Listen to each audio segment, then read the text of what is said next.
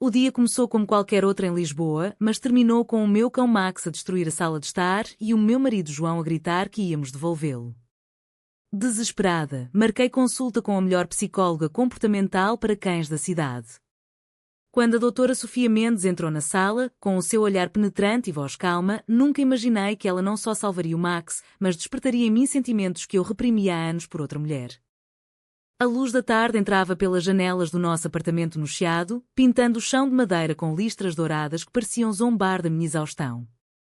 Max, o nosso resgate de 3 anos, corria de um lado para o outro, as patas sujas deixando marcas no tapete novo que João tanto adorava. Almofadas rasgadas, um vaso partido, o cheiro a urina misturado com o perfume caro da minha sogra que tinha vindo de visita no fim de semana anterior. João, com a gravata ainda ao pescoço depois de um dia no escritório de advogados, apontava o dedo para o cão e depois para mim. Ana, isto não pode continuar. Ou ele vai ou eu vou. Tu escolhes. A voz dele tremia de raiva contida, aquela raiva que eu conhecia bem, a mesma que surgia sempre que eu falhava em ser a esposa perfeita que a família esperava. Eu fiquei ali, de joelhos no meio da destruição, tentando segurar Max pelo colar. O coração batia forte no peito, não só pela cena, mas por algo mais profundo que eu não conseguia nomear. Há meses que Max estava assim, ansioso, destrutivo, latindo para o nada à noite. Os passeios no Jardim das Estrelas já não bastavam. Os brinquedos caros não ajudavam. E eu sentia-me como ele. Presa, inquieta, a destruir silenciosamente tudo o que construíra. O casamento com João, 8 anos sem filhos apesar das pressões constantes da minha mãe ao telefone desde o Porto. Ana, quando é que nos dás netos? A tua irmã já tem 2. O que vão dizer as vizinhas? O trabalho no marketing, as reuniões intermináveis, as noites em que me deitava ao lado do meu marido e sentia um vazio que nenhum abraço dele preenchia. Na manhã seguinte, com os olhos inchados de chorar sozinha no duche, liguei para a clínica veterinária do Tejo e marquei a consulta com a doutora Sofia Mendes, especialista em comportamento animal. A recepcionista disse-me que ela era a melhor de Lisboa, que tinha ajudado dezenas de casos como o nosso. Eu não acreditava em milagres, mas precisava de um. Quando cheguei à clínica no bairro do Campo de Ourique, o sol batia forte nas fachadas azulejadas. Max puxava a trela, nervoso, mas eu estava mais nervosa ainda. Entrei na sala de espera com as mãos suadas. A porta abriu-se e ela apareceu. Sofia Mendes. 31 anos, cabelo castanho curto num corte moderno que lhe dava um ar confiante, olhos castanhos profundos como o rio Tejo ao pôr-do-sol, um sorriso que não era forçado. Vestia uma camisa branca simples e calças de ganga, nada de jaleco branco. Ana Silva? Entre, por favor. E este deve ser o Max. A voz dela era suave, mas firme, como se soubesse exatamente o que dizer. Sentámo-nos no chão da sala de consulta, tapete macio, brinquedos espalhados, uma janela grande com vista para o jardim interior. Sofia não perguntou logo sobre o cão. Observou-nos primeiro. Max, que normalmente rosnava a estranhos, aproximou-se dela devagar e cheirou-lhe a mão. Ele sente a tua atenção, Ana. Os cães são espelhos. Conta-me como estão as coisas em casa. Eu hesitei. Ninguém me tinha perguntado assim, com aquela gentileza genuína. Comecei a falar, o casamento que parecia mais uma parceria de conveniência, as visitas da família que me sufocavam, o desejo de filhos que eu fingia ter mas que no fundo me aterrorizava porque não sabia se queria mesmo aquela vida. Sofia ouvia, acenava, tomava notas. Mostrou-me exercícios simples, reforço positivo, rotinas de calma. Em menos de 40 minutos, Max estava deitado aos pés dela, a cauda a abanar devagar. Quando a sessão acabou, ela tocou-me levemente no ombro ao despedir-se. Volta na próxima semana. E cuida de ti também. Saí dali com o coração acelerado, não só pelo progresso de Max, mas por algo que não conseguia explicar. No autocarro de volta para casa, revia mentalmente o sorriso dela, o modo como os olhos dela se demoravam nos meus. Para com isso, Ana. Tu és casada. Isto é só cansaço. Mas à noite, deitada ao lado de João que ressonava, não conseguia dormir. Max dormia tranquilo pela primeira vez em semanas. E eu? Eu sentia-me acordada pela primeira vez em anos. Nos dias seguintes, o comportamento de Max melhorou um pouco, mas o meu tumulto interior só cresceu.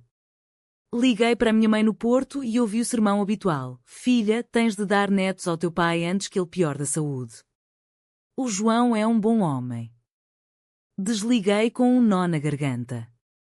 No trabalho, nas reuniões no centro de Lisboa, distraía-me a pensar na consulta. Quando chegou o dia da segunda sessão, cheguei mais cedo, o coração aos saltos sem razão aparente. Sofia esperava-me com um café pronto. Trouxe para ti. Sem açúcar, como disseste da última vez. Como é que ela se lembrava? Conversámos mais uma hora. Ela falou do seu próprio trabalho, das histórias de cães que salvou, da vida em Lisboa que adorava mas que por vezes a fazia sentir sozinha. Eu abri-me mais. Contei-lhe da pressão familiar, da sensação de estar a viver uma vida que não era minha. Ela não julgou. Apenas disse, às vezes, o que achamos que é o caminho certo é só o que nos ensinaram a seguir. Quando saí, o sol punha-se sobre o rio. Max caminhava calmo ao meu lado. E eu, pela primeira vez, senti que talvez houvesse outra possibilidade. Mas o medo apertava-me o peito. O que estava a acontecer comigo? A segunda sessão transformou-se na terceira, depois na quarta. Cada vez que entrava naquela sala simples no campo de Ourique, sentia o peso do mundo aliviar um pouco. Sofia tinha uma forma de falar que fazia o tempo parar. Mostrava-me como Max reagia às minhas emoções. Quando eu chegava tensa depois de uma chamada da minha mãe, ele ficava agitado. Quando eu respirava fundo como ela me ensinara, ele se acalmava. Ele é o teu barómetro, Ana. O que ele destrói em casa és tu que destróis dentro de ti. As palavras dela acertavam em cheio. Uma tarde, depois da sessão, em vez de ir direto para casa, aceitei o convite dela para um café rápido no Chiado. Só para falar mais sobre rotinas, disse ela, mas o sorriso traía algo mais. Sentámo-nos numa esplanada com vista para a baixa, o elétrico a passar tilintando. Falámos de tudo e nada. Ela contou-me que crescera em Coimbra, que saíra de casa aos 22 anos porque a família não aceitava certas escolhas. Não especificou quais, mas os olhos dela brilharam com uma dor antiga. Eu contei-lhe do meu casamento arranjado quase por conveniência, da viagem a Paris com João que fora mais para agradar à família do que para nós. Às vezes sinto que sou uma atriz na minha própria vida, confessei, e a voz falhou. Sofia pousou a mão sobre a minha por um segundo. Não precisas de atuar comigo. O toque foi breve, mas queimou como fogo. Em casa, João notou a mudança. Estás mais calma. Esse tratamento está a resultar. Sim, resultava. Max já não destruía almofadas. Mas eu destruía as minhas certezas antigas. À noite, sozinha no escritório, pesquisava no computador coisas que nunca pensara, histórias de mulheres que descobriram o amor mais tarde. Sentia vergonha, culpa católica que minha mãe me incutira desde criança. Isto é pecado, Ana. Tu tens um marido bom. Mas o rosto de Sofia aparecia-me nos sonhos. A quinta sessão foi diferente.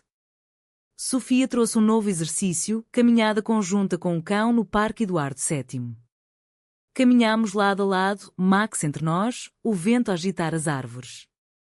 Ela falou da solidão que por vezes sentia, de como o trabalho preenchia mas não bastava. Eu confessei que há anos não me sentia desejada de verdade. João é gentil, mas falta algo. Ela parou, olhou-me nos olhos. Talvez o que falte sejas tu própria. O ar entre nós carregou-se. Quando nos despedimos, o abraço durou um segundo a mais. Eu voltei para casa com o coração em alvoroço. Nessa noite, a minha irmã ligou de Porto. Mãe está preocupada contigo. Diz que andas estranha. Quando é que vêm passar o fim de semana? Eu menti que estava tudo bem. Mas nada estava. O cão dormia tranquilo aos pés da cama. Eu, não. O jantar familiar no nosso apartamento foi o ponto de viragem. A minha mãe e o meu pai tinham vindo de comboio do Porto, trazendo tupperwares de cozida à portuguesa e perguntas afiadas. A mesa estava posta com o melhor serviço, João a sorrir como o genro perfeito. Max, agora mais calmo graças às sessões, deitava-se debaixo da mesa. Mas a conversa virou rapidamente. Ana, já tens 34. O relógio biológico não espera, disse a minha mãe enquanto servia o arroz. O meu pai acenou, o rosto severo. O João merece uma família. Nós merecemos netos. João baixou os olhos, desconfortável, mas não me defendeu. Eu senti o peito apertar. Mãe, eu não sei se quer filhos agora. O silêncio caiu como uma bomba. Depois do jantar, saí para o terraço a fingir que ia fumar, embora nunca tivesse fumado. O Tejo brilhava ao longe. O telemóvel tocou. Sofia. Só para saber como correu o dia. A voz dela era o único conforto. Contei-lhe tudo, as lágrimas a correrem. Vem ao Mirador da Graça amanhã depois do trabalho. Só para conversar. Sem Max. Eu aceitei sem pensar. No dia seguinte, no Miradouro, o pôr-do-sol pintava a cidade de laranja. Sofia chegou com um casaco leve, o cabelo despenteado pelo vento. Sentámo-nos num banco, ombros quase a tocarem. Ela ouviu sem interromper. Depois, disse baixinho, eu sei como é. A minha família também me virou as costas quando descobri quem realmente sou. Não perguntou mais. Eu virei-me para ela. Os nossos rostos estavam perto. O coração batia tão forte que pensei que ela ouvia. Sofia, eu não sei o que me está a acontecer. Ela sorriu com tristeza. Talvez saibas e tenhas medo de admitir. O momento pairou. Eu levantei-me bruscamente. Tenho de ir. Obrigada. Corri para casa, as pernas a tremer. João perguntou onde tinha estado. Menti que fora passear com Max. Nessa noite, Max sentiu a minha agitação e veio lamber-me a mão. Eu abracei-o e chorei. A família pressionava, o casamento parecia uma prisão e Sofia era a liberdade que eu nunca soubera querer. Mas a que preço? As sessões continuaram, mas agora eram mais do que para o cão. Sofia ensinava-me técnicas, mas os nossos olhos diziam mais. Numa tarde chuvosa de outubro, depois de Max ter feito um progresso enorme, ela fechou a porta da sala e disse: Ana, isto que sinto por ti vai contra todas as regras. Mas não consigo parar. O coração parou. Eu, que sempre me orgulhara de ser racional, dei um passo em frente. Os nossos lábios tocaram-se num beijo tímido, cheio de medo e desejo. Foi breve. Eu recuei. Isto é errado. Eu sou casada. Ela não insistiu.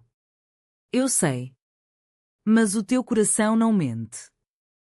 Em casa, João começou a suspeitar. Quem é essa psicóloga com quem falas tanto? Eu neguei. Mas a culpa comia-me por dentro. A minha irmã, que viera visitar, encontrou uma mensagem no meu telemóvel quando eu estava no duche. Não disse nada na altura, mas o olhar dela mudou. O clímax chegou numa sexta-feira. Sofia e eu encontrámo-nos num café discreto no bairro Alto. Falámos horas. Ela contou a história da sua saída do armário, da mãe que deixou de falar com ela durante 2 anos. Eu chorei. Eu não quero perder a minha família. Ela segurou-me as mãos. E não queres perder-te a ti própria? Quando nos despedimos, o beijo foi mais longo, mais seguro. Eu voltei para casa flutuando e aterrorizada ao mesmo tempo. João esperava-me na sala, o rosto pálido. A tua irmã ligou. Contou-me tudo. O mundo desabou. A discussão foi brutal. João gritava, chorava, acusava-me de traição. Com uma mulher? Depois de tudo o que fiz por ti? Eu tentei explicar, mas as palavras falhavam. Ele saiu de casa nessa noite. A minha mãe chegou no dia seguinte, o rosto desfeito em lágrimas e raiva. Tu traíste Deus, Ana. Traíste-nos a todos. O meu pai não falou. Apenas olhou para mim com decepção que doía mais que gritos. A família inteira virou-se. Amigas de infância bloquearam-me nas redes. No trabalho, rumores espalharam-se. Sofia foi a única âncora. Mas o preço era alto. Perdi o apartamento, o apoio financeiro da família. Max ficou comigo, o único laço que restava de passado. Sofia abriu a porta da casa dela em Alfama. Fica o tempo que quiseres. Eu aceitei, mas a culpa não me deixava dormir. Será que mereço isto? Será que o amor justifica destruir tudo? A traição final veio da minha irmã. Publicou nas redes uma mensagem vaga mas clara o suficiente para todos entenderem. A cidade pequena de Lisboa pareceu encolher. Olhares julgadores nas ruas do Rocio. Eu enfrentava-os de cabeça erguida, mas por dentro sangrava. Sofia segurava-me à noite, sem pedir nada, apenas estando lá. Max, agora completamente curado, dormia entre nós como guardião. Meses passaram. Eu e Sofia construímos uma rotina nova, passeios matinais no Parque das Nações, jantares simples em casa, risos que curavam feridas antigas. Max corria feliz, como se soubesse que o seu papel terminara. Eu reencontrei-me a mim própria, voltei a pintar algo que abandonara por causa do casamento. A família manteve o silêncio. Uma ou outra mensagem da mãe, volta quando quiseres. Mas deixa essa vida. Eu não respondi. No aniversário de 1 ano da primeira consulta, Sofia levou-me ao mesmo Mirador da Graça. O sol punha-se exatamente como naquele dia. Ela ajoelhou-se, não com um anel, mas com uma promessa: escolhe-me todos os dias, como eu te escolho. Eu beijei-a, sem medo desta vez. O vento levou-a às últimas dúvidas. Hoje, vivemos juntas. Max é o nosso filho peludo. A ferida familiar ainda dói, mas a liberdade sabe melhor. Aprendi que o amor verdadeiro não destrói, liberta. Mas o preço foi pago com lágrimas e solidão. Será que seguir o coração e escolher o amor por Sofia justifica perder a família e enfrentar o preconceito da sociedade em que fomos criadas? Certo ou errado?